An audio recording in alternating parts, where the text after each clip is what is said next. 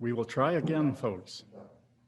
All right, so we think what the problem was internally is that there were too many folks in this building all on Zoom, and perhaps that overloaded the system in some way.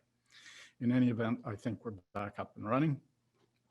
I wanted to identify that as well as having the chat facility for submitting questions, that in the room is Cheryl Mann, who is actually taking notes and recording for the day. And so questions will certainly be captured there. Let's see. And Randy James is also in the room. He's going to be monitoring the chat facility and will be forwarding the questions to the respective moderators at the appropriate time. Just one last thought maybe about the process for the day. My introductions of individual speakers are going to be on the brief side, and that's mainly because it's more important that you hear what they have to say than that you hear a lot about them before they speak. But you can access through the links that are in the agenda, the online agenda, you can access more information about each of the speakers. So certainly feel free to do that.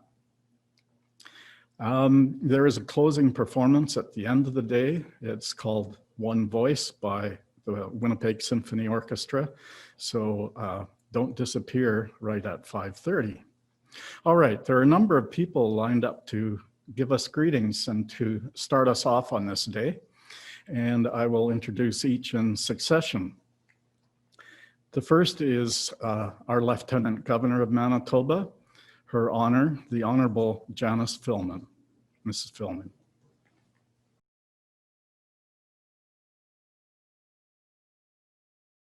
Friends, Manitobans, protectors, preservers and disseminators of Manitoba's history and heritage. I do acknowledge that the Anishinaabe and Métis people lived here long before this place became known as Winnipeg, and our province remains home to a large and vibrant Indigenous community. I wish I could be with you in person for this gathering of Manitoba's heritage organizations, but unfortunately, history got in the way. I'm sure that we all expected the year 2020 to be dominated in Manitoba by commemorations of our 150th anniversary as a province, but instead, we have been focused on the unfolding of history all around us, on our pandemic response, global economic uncertainty, and renewed demands for social justice. In the months and years ahead, the importance of historical understanding will become increasingly clear. We will see we can best make sense of our present by studying the events that brought us to this moment. As the year 2020 recedes into our past, Manitobans will turn to our heritage agencies, museums, and archives to determine the meaning of the events that surround us today. It has been said, though, that life can only be understood backwards, but it must be lived forwards. Manitoba's heritage and history community helps to provide that vital understanding. Thank you for helping us to find our path forward by keeping track of the route we've taken. Merci, Miigwech.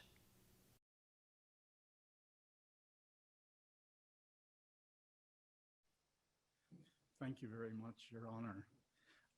Our next speaker to bring greetings is the Minister of Sport, Heritage and Culture, and also the Minister responsible for the status of women, Minister Cathy Cox. Minister? Good morning, everyone. Can you hear me?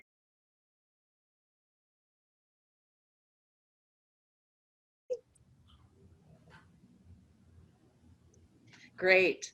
I really am extremely pleased to join all of you this morning virtually for the Manitoba Heritage 2020 Summit. It really is an honor to take part in this summit, and I was especially pleased to be able to provide a grant through our Heritage Grant programs to support this very important event today. I'd also like to thank my friend, Gord Goldsboro, the president of the Manitoba Historical Society, for the invite today. You know, Gord, our paths have crossed so often and so frequently recently, whether it's at Government House, at the Kelowna Presbyterian Church, over here at the Manitoba Legislature. I really learned so much from you and value our newfound friendship. And I recognize that we've had to change our original plans due to COVID, And while we're not gathering in person today, the summit will still provide opportunities for valuable discussions within our heritage community. And during this time of uncertainty, it really is inspiring to know that all of you remain committed to planning for our future. And our government recognizes the importance of preserving our proud heritage here in Manitoba. And we've taken a very new and innovative approach to ensuring that our museums, our archives, and our heritage buildings have financial certainty well into the future. In March 2019, our government released Our Way Forward, Manitoba's cultural policy and action plan. And this was the very first review that's taken place of our cultural policy in over 30 years. And included in many of those recommendations was the need to reduce red tape, modernize and simplify funding, and provide organizations with financial security well into the future. And I'm pleased to say that we moved on many of those recommendations. Our government, in partnership with the Winnipeg Foundation, has made significant investments that will ensure the long-term sustainability and certainty for heritage sites, museums, archives, and even legions, now and into perpetuity. This new funding approach also encourages private sector contributions, leveraging the support of individuals and businesses to create stable, long-term funding for our heritage organizations. So I'm pleased this morning to provide you with a brief update on some of those very, very important initiatives that we've taken in regard to heritage here in the province of Manitoba. In 2019, I was very pleased to announce on behalf of our government the new $15 million Heritage Resource Conservation Trust. And that is managed by the Winnipeg Foundation. And it actually provides $750,000 a year, which is really triple the amount that was previously funded through our regular grant program. As I said, it provides $750,000 a year. And it's designated for heritage, for grants for heritage sites here in Manitoba. The annual resources from the endowment will ensure that heritage conservation projects receive long-term sustainable support from our province of Manitoba. And our government also recognizes the immense contributions made by our veterans. And we must never forget the sacrifices made by our armed forces and our veterans. And I was very pleased and proud to announce your creation of a $2 million military memorial conservation fund, a fund that will generate $100,000 a year for war memorial preservation. And that will be, across the province.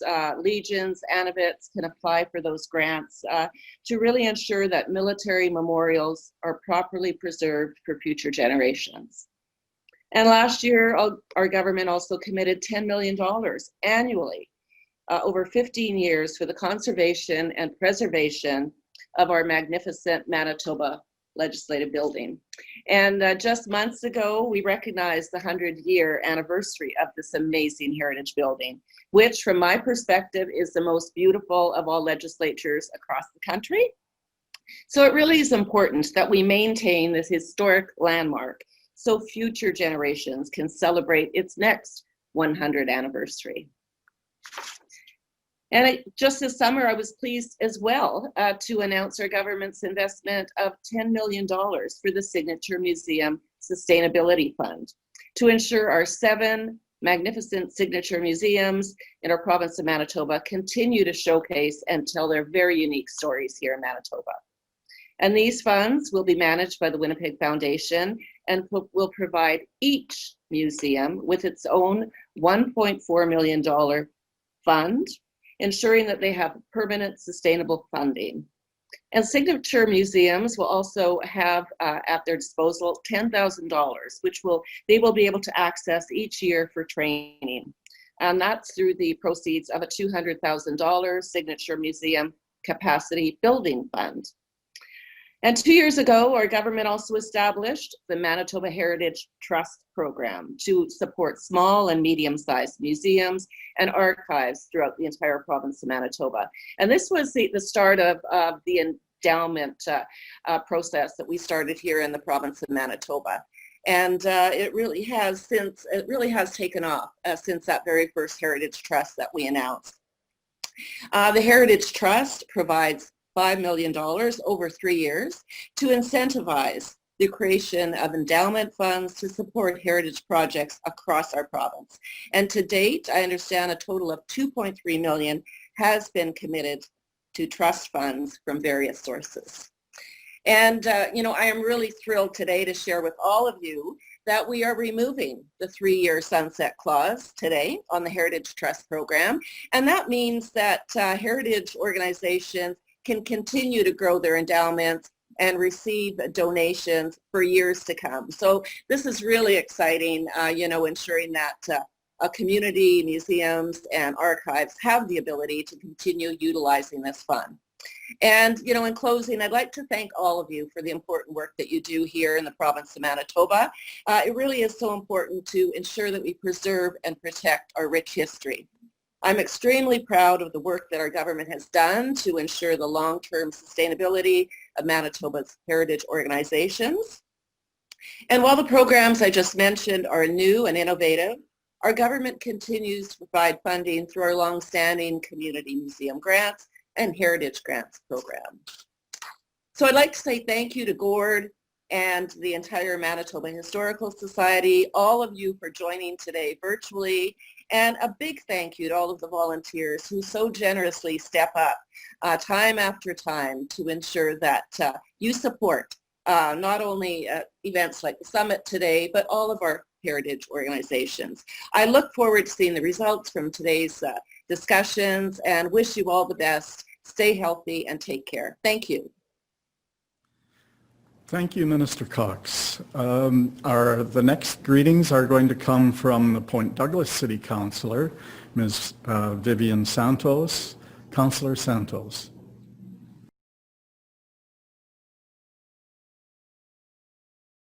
Good morning, everybody. Can you guys see me or hear me? You can. Good. I'd like to begin by acknowledging that I am on Treaty 1 territory and the traditional homeland of the Métis Nation. Wherever you may be watching from today, my hope is that you take a moment and acknowledge those whose homeland you are on. On behalf of the City of Winnipeg and my council colleagues, I'm honored to be with you all, albeit virtually, for this historic gathering celebrating our collective heritage and its preservation. I know you're all here because you believe in the power of what happens when we all come together to protect and keep heritage alive. Thank you to all 8 of the provincial heritage agencies for your work in conceiving of this event and making it safely possible in this challenging time for all of us to participate. Our history is all around us, in our structures, in how and where we have built our communities, and in how we have recorded our stories. And in Winnipeg, we have embraced this bedrock belief in many corners of our city. From our very own Exchange District National Historical Site, to our Heritage Conservation District in Armstrong's Point, to our very own Chinatown District, which I'm very proud to say is located in my ward of Point Douglas. Our city continues to celebrate its past and is dedicated to preserving it for generations to come. Through these and many more initiatives, Winnipeg City Council has been steadfastly committed to retaining our historic places for more than 40 years. Even as different mayors and councillors have taken the helm, supporting restoration and preservation of historic Winnipeg neighborhoods, buildings, and records has become a fundamental component of what it means to be a leader at City Hall. And I'm very proud to be a part of that strong tradition. But I'm also here to acknowledge that we know very well that we can't do it alone. And we have not done it alone, and we have not done it perfectly over time. Apologies. That is why an event like this is so vital to the future of our history and ensuring it is as representative as possible. Looking at the diverse and important presentations and discussions on agenda today, I'm especially pleased to see a focus on inclusion of Indigenous heritage and experiences in our collective history. As leaders, we are so fortunate to have you, a group of passionate citizens committed to sharing your knowledge and your struggles in the heritage sector, so we can continue to support you in delivering vital programming and managing our resources. And through that, the white paper you are set to create from these significant discussions will help guide our priorities and understanding of where our overall focus needs to be for decades to come. Because supporting heritage and maintaining our built environment simply makes the most sense culturally, socially, economically, and also environmentally.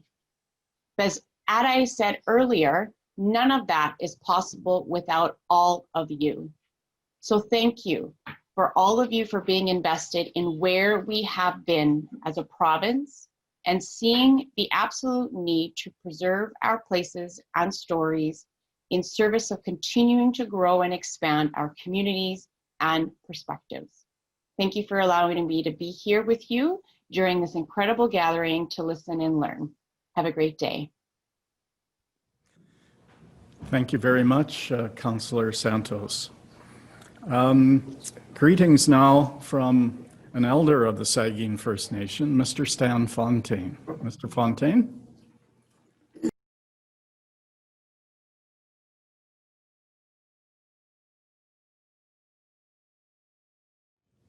Good morning to everyone. Greetings to all at this Heritage Summit. Distinguished guests, heritage organizations, ladies and gentlemen. My name is Stan Fontaine. I'm an Indigenous member of Sagkeeng First Nation, a member of Treaty Number 1 in Manitoba here. We signed the first Treaty Number 1 in 1871, I believe.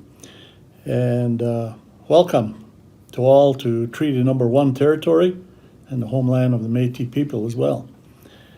We gather tonight today and to acknowledge the significance of heritage, which helps us to understand who we are and what we can do to establish a future. And going forward, we realize what is important. It establishes how we can be together in a much better way. It entails many different qualities, among which is peacemaking. Peacemaking is required at times in order to hold on to what we can work for all together. And one of these is the careful and arduous pursuit of peacemaking and unity, which results in reconciliation and justice for all. May you all have a wonderful summit. Thank you for your participation, and may the Creator bless you all. Thank you.